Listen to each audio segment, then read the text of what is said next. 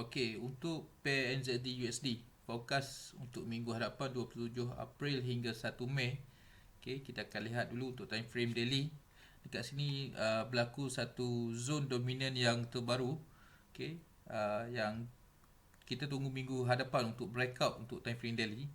Okey, jadi untuk time frame daily ni masih lagi belum ada arah yang jelas. Okey, walaupun kebarangkalian untuk buy masih tinggi, iaitu buyer, jika lihat di sini buyer masih lagi kuat berbanding seller untuk time frame daily. Okey, dan kita akan tunggu confirmation jika ada breakout untuk time frame daily. Okey, tetapi kita masih lagi akan filter untuk time frame H4. Apakah kemungkinan akan berlaku untuk time frame H4 yang akan membawa kepada arah untuk time frame daily. Itu jika berlaku apa pergerakan sekalipun dekat time frame H4, dan kemungkinan akan berlaku breakout untuk time frame daily. Itu zone dominan yang terbaru untuk time frame daily. Okey, dan kat sini ini adalah candle dominan. Okey, pada minggu hadapan jika berlaku breakout buy, okey, seperti ini, maka price akan terus buat kenaikan.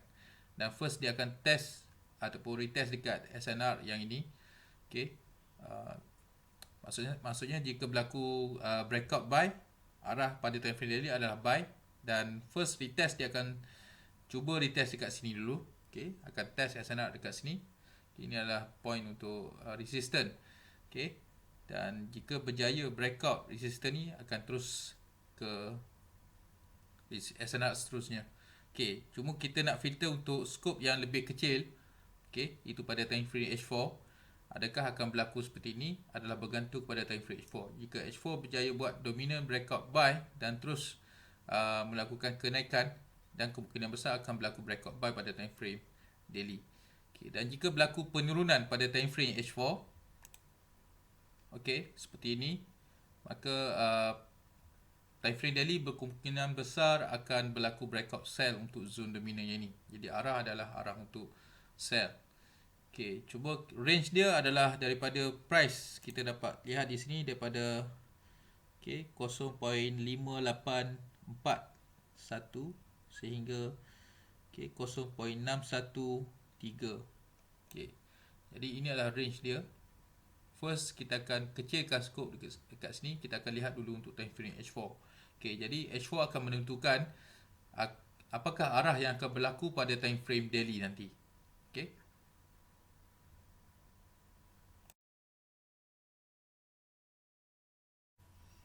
Okey, ini untuk time frame H4. Okey.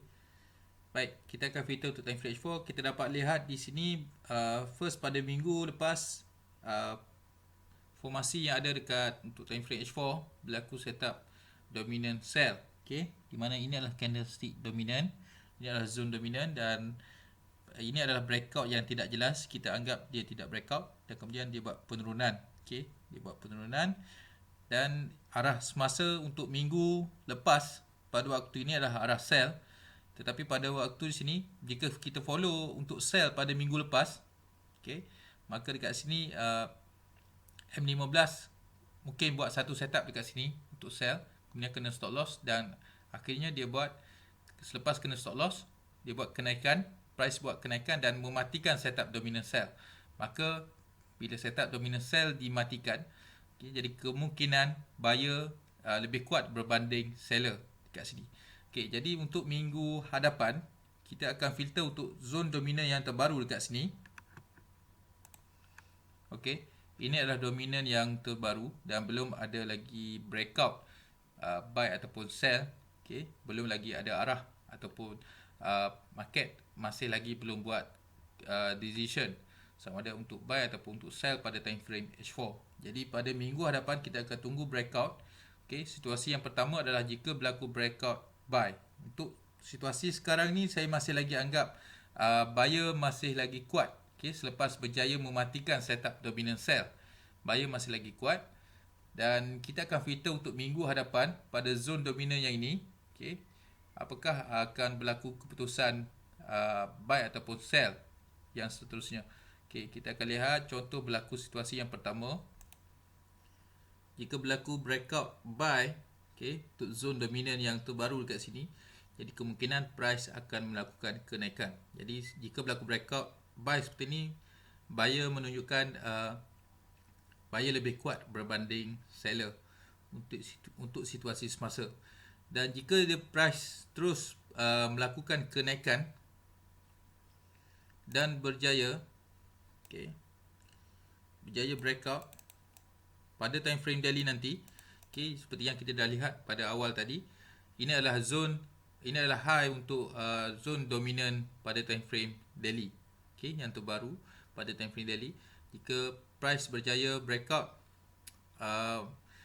membuat arah untuk time frame daily, maka untuk pair NZD USD price akan buat kenaikan, okay, dan tidak akan berlaku penurunan selagi setup buy pada time frame H4 ini tidak dimatikan ataupun berlaku dominant sell yang terbaru. Okay, selagi tidak berlaku dominant sell yang terbaru, tidak ada kemungkinan untuk buat penurunan. Okay, jadi setup buy jika berlaku keadaan seperti ini, formasi seperti ini, kemungkinan buyer akan lebih kuat dan akan melakukan kenaikan. Okay, dan jika terus berlaku kenaikan, tak kisah berapa candle sekalipun, okay, dan berjaya breakout pada time frame daily, berjaya close, okay, dan buat arah pada time frame daily, maka buyer sangat-sangat kuat. Okay, itu situasi yang pertama. Jadi untuk minggu hadapan kita tunggu dulu breakout untuk zone dominant H4 yang ini. Okay, ini adalah yang terbaru. Dan situasi yang kedua adalah jika berlaku breakout sell.